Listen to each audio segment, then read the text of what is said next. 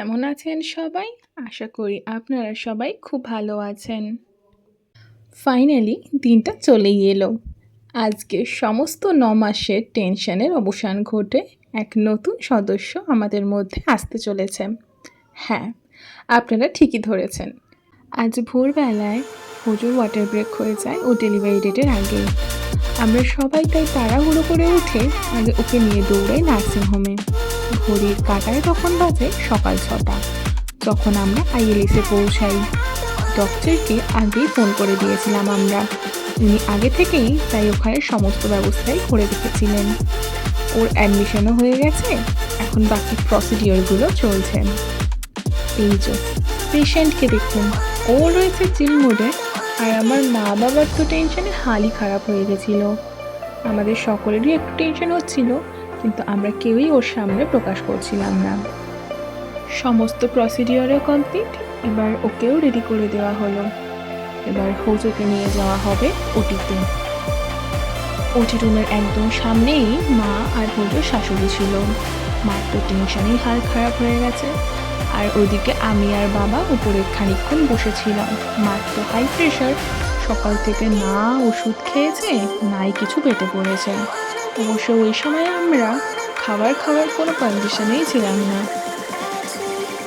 দীর্ঘক্ষণ অপেক্ষার অবসান ঘটিয়ে ডক্টর হোজোর ছেলেকে নিয়ে এলো আমাদের কাছে।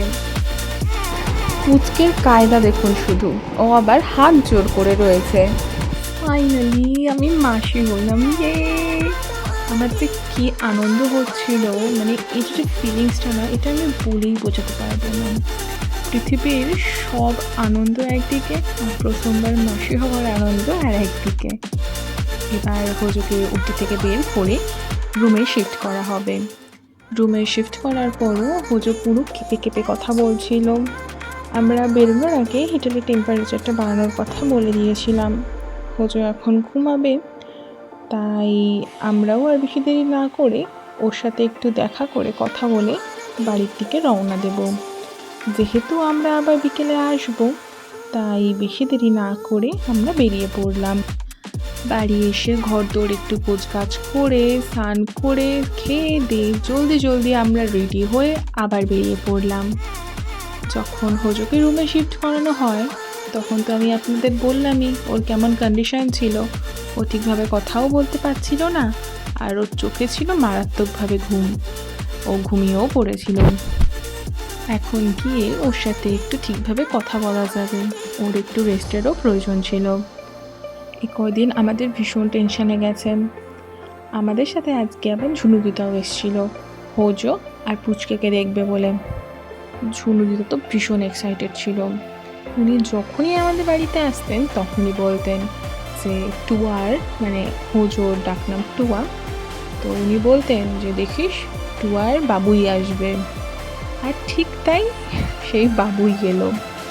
আমাদের তো একটাই প্রার্থনা ছিল, যেই আসুক, ছেলে আসুক মেয়ে আসুক, যেই আসুক না কেন, সে সুস্থ সবল আসুক। এই দেখুন, যেতে যেতে আবার বৃষ্টিও নেমে গেল। তাও ভালো, বেরোনোর সময়টায় বৃষ্টি হয়নি, হালকাই বৃষ্টি হচ্ছিল। ইতিমধ্যে আমরা আইএলএসে পৌঁছেও যাই।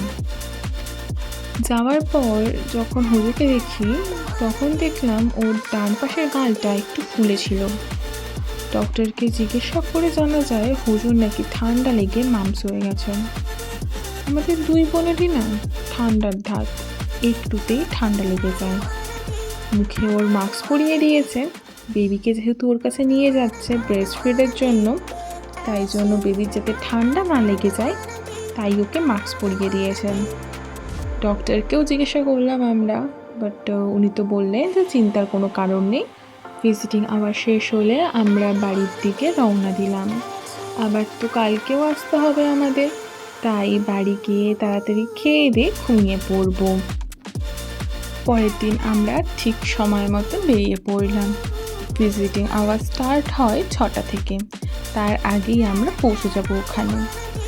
আজকে দেখলাম গিয়ে গালটা একটু কম ফোলাম, অনেকটাই কিওর হয়েছে। ফোন তো দিদির কাছে ছিল না, তাই দিদির সব বন্ধু বান্ধবীরা খোঁজ নিতে আমাকেই ফোন করছিল। তাই বিকেলবেলা যখন গেলাম তখন ওর ফোনটা নিয়ে গেছিলাম। ওরও কি আর একা একা থাকতে ভালো লাগছে, তাই কথা বললে একটু ওর মনটাও ভালো লাগবে। এদিকে ওকে দেখুন, ও এমনভাবে হেঁটে চলে বেড়াচ্ছিল, দেখলে মনেই হবে না যে আগের দিন ওর ওটি হয়েছে। তবে আগের দিন রাত্রেবেলায় নাকি মারাত্মক যন্ত্রণা উঠেছিল। শেষে ডক্টরকে ফোন করে ওষুধ নিতে বাধ্য হয়েছিল। ভিজিটিং আওয়ার শেষ হলে আমরাও বাড়ি চলে আসি। হোজো প্রায় 5 দিনের মতন ভর্তি ছিল। প্রত্যেক দিনের ভিডিও আমি করতে পারিনি, যেটুকু ছিল সেটুকুই আপনাদের সাথে আমি শেয়ার করলাম। এত খুশির একটা খবর আপনাদের সাথে শেয়ার না করে কি থাকতে পারি?